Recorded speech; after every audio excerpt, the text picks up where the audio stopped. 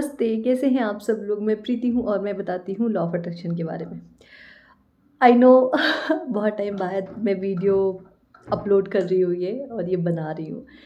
थोड़ा वक़्त लगेगा, चीज़ें ऑन ट्रैक हो जाएँगी and thank you so much मुझे इतना सारा प्यार देने के लिए। ओके, सो मैं बात करने वाली थी कि कॉन्ट्रास्ट और रेजिस्टेंस इन दोनों में फ़र्क क्या है? मेरे सामने एक ऐसे पोस्ट आया जिसमें लिखा हुआ था कि what is difference between contrast and resistance. तो देखो, पहले बात करते हैं कॉन्ट्रास्ट के बारे में। सो जो कॉन्ट्रास्ट कॉन्ट्रास्ट का मतलब प्रॉब्लम जो आपकी लाइफ में हर एक मोड़ पे एक जो नई समस्याएं आती हैं, उसका हमारी ज़िंदगी से क्या लेना देना है। हम बोलते हैं ईश्वर आपने फिर से हमें एक प्रॉब्लम दे दिया, आपने फिर से हमें कहीं ना कहीं फंसा दिया। कभी कुछ फाइनेंसिस को लेके, कभी किसी रिश्ते को लेके, कभी अपनी हेल्थ को लेके, कुछ कुछ कुछ कुछ होता ही रहता है। कभी जॉब को लेके कि वहाँ कलीग अच्छे नहीं है, मन नहीं लग रहा है, बॉस टॉर्चर कर रहा है, कहीं कहीं पैसे का लॉस हो जाना, रिश्ते में लॉस हो जाना, ठीक है। सो ये सारी चीज़ें क्यों हैं? देखो, आपको समझना ये ज़रूरी है, थोड़ा-सा ये स्पिरिचुअलिटी की तरफ मैं लेके जाऊँगी आपको, कि आप इस लाइफ़ में हर एक चीज़ को एन्जॉय करने आए हो।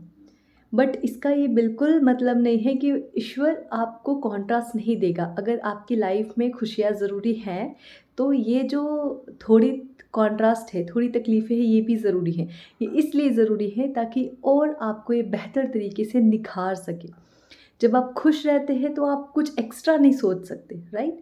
आप उस खुशी में खुश रहते हैं, लेकिन जब प्रॉब्लम आती है आपका दिमाग हर तरीके से चलने शुरू हो जाता है कि मुझे यहाँ से कुछ अरेंज करना है, वहाँ से कुछ अरेंज करना है, राइट? सो कॉन्ट्रास्ट इसलिए ज़रूरी है क्योंकि आपकी ग्रोथ के लिए, आपके आगे बढ़ने के लिए, ठीक है, आप अपनी लाइफ में सिचुएशंस को किस तरीके से टैकल कर सकते हैं, और सबसे बड़ी बात, आपका यूनिवर्स के ऊपर कितना ज़्यादा फेथ है, ये टेस्ट करने के लिए आपके लाइफ में कॉन्ट्रास्ट आते हैं। और ये सबके साथ होता है। जो लोग ईश्वर को मानते हैं उनके साथ भी, जो ईश्वर को नहीं मानते उनके साथ भी, जो लॉ ऑफ अट्रैक्शन को समझते हैं उनके साथ भी, जो लॉ ऑफ अट्रैक्शन को नहीं समझते हैं उनके साथ भी। कॉन्ट्रास्ट सबकी ज़िंदगी में आते हैं, और जब आए कॉन्ट्रास्ट तो उसका शुक्रिया। पता है कि जब आता है तो हम पैनिक हो जाते हैं, हमें कुछ समझ नहीं आता, लेकिन थोड़ा वक्त लीजिए और सोचिए कि ये कुछ तो हमारी लाइफ में बेहतर करने के लिए आया होगा, ठीक है। पिछले 1-2 हफ्ते से मैं किस चीज़ को लेके परेशान थी, वो लाइफ में एक कॉन्ट्रास्ट था। लेकिन अब सोचती हूँ तो लगता है इट्स ओके। शायद ईश्वर की कुछ एक, क्या बोलते हैं, नया पाथ मेरे लिए चूज़ किया होगा।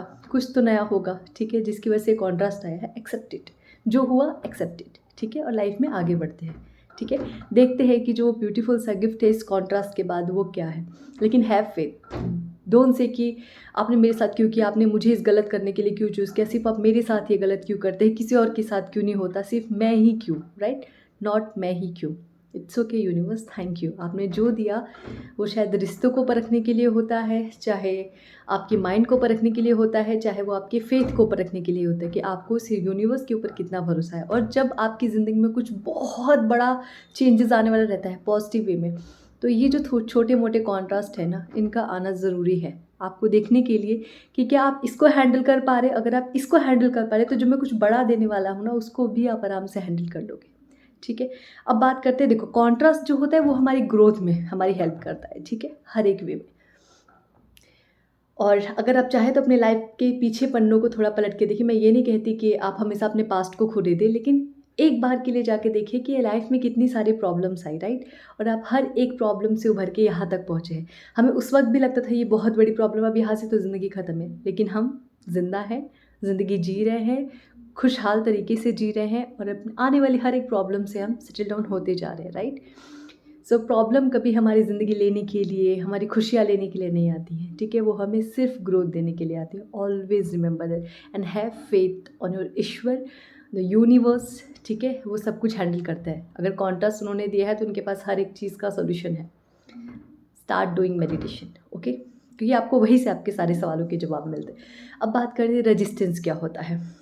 सो रेजिस्टेंस ये होता है कि हमने एक थॉट सोचा, ठीक है, जैसे कि thank you so much universe, काश मुझे आज शाम तक कोई पेस्ट्री खिला दे, ठीक है, काश मुझे आज शाम तक कोई चीज़ पेस्ट्री खिला दे। ये मेरा एक थॉट था। अब सेकंड थॉट मेरे दिमाग में क्या आया, ये मेरी एक इच्छा है, ठीक है, ये मेरी एक डिज़ायर है कि काश मुझे शाम तक कोई एक पेस्ट्री खिला दे, ठीक है। और सेकंड थॉट मेरे दिमाग में गया, मुझे कौन ही खिलाएगा, है ना? इतना मैं थोड़ी ना स्पेशल होगी कोई मुझे खिलाएगा। तो जो ये एक थॉट है ना, ये है आपका रेजिस्टेंस क्रिएट करना। रेजिस्टेंस आता है क्योंकि हमने बचपन से लॉ ऑफ अट्रैक्शन के बारे में नहीं जाना, हमने बचपन से उतना फेथ उस ईश्वर पे नहीं रखा, ठीक है। तो ये जो रेजिस्टेंस है ये आते हैं, एंड दैट्स ओके। लेकिन अगर लाइफ में कोई भी चीज़ मैनिफेस्ट करनी है ना, तो सेकंड क्वेश्चन जो होता है ना, कौन ला के देगा, कैसे ला के देगा, ये क्वेश्चंस हमें नहीं करने हैं। ये किसका काम है? उनका काम है। हमारा काम क्या है? एक ऑर्डर देना। यूनिवर्स, मेरी इच्छा है कि आज शाम तक मुझे पेस्ट्री खाना है, और thank you so much universe कि आज शाम तक तो मैं पेस्ट्री खा रही हूँ, ठीक है। कैसे आएगा, कौन लेके आएगा, कौन लेके, मैं खुद ऑर्डर करूँगी या कोई और ला के देगा, मुझे नहीं पता, लेकिन इतना फेथ है कि मैं शाम तक तो अपनी पेस्ट्री खाऊंगी। ये होता है ज़ीरो रेजिस्टेंस। रेजिस्टेंस मतलब कौन ला के देगा, इतने पैसे हैं, मैंने डिज़ायर तो कर दी है, ला के कौन देगा, कैसे देगा, क्यों देगा, कब देगा। ये क्वेश्चंस जो है ना, ये हमारे जो डिज़ायर है, जो मैनिफेस्टेशन है, उसमें बहुत बड़ा पत्थर ला के ब्लॉकेज का काम करते हैं। इसलिए जितना हो सके उतना अपने मैनिफेस्टेशन में रेजिस्टेंस को कम कीजिए और अपने मैनिफेस्टेशन को होते हुए देखिए। हम हर एक टूल्स, हर एक टेक्निक्स, हर एक बातें सिर्फ इसीलिए एक लाइफ कोच बताते हैं ताकि आप अपनी रेजिस्टेंस को कम करें। और ऐसा नहीं है कि हम आपको बताते तो लाइफ में हमारी रेजिस्टेंस नहीं आती है, लेकिन फिर याद आ जाता है कि नहीं, गलत है ये, ठीक है, क्योंकि उतना डीप आप जा चुके रहते हैं कि ठीक है, इट्स ओके, जो होगा देखा जाएगा, आई वॉन्ट दिस और मुझे ये मिलने वाला है, ओके। सो ये सिंपल सा है। तो जब आप कुछ मैनिफेस्ट कर रहे हैं, छोटा या बड़ा, तो उसमें डाउट क्रिएट मत कीजिए। चाहे कुछ भी, चाहे वो आप अपनी प्रेगनेंसी मैनिफेस्ट कर रहे हो, आप पैसा मैनिफेस्ट कर रहे हो, एक मस्त सा दुल्हा या दुल्हन मैनिफेस्ट कर रहे हो, आप अपना घर मैनिफेस्ट कर रहे हो, या गाड़ी में, जो कुछ भी आप मैनिफेस्ट कर रहे हो, या किसी डेप्थ में चल रहे हो, जस्ट हैव फेथ। अगर आपने मांगा है, आपने ऑर्डर दिया है, तो आपकी डिलीवरी आपके घर तक होनी पक्की है।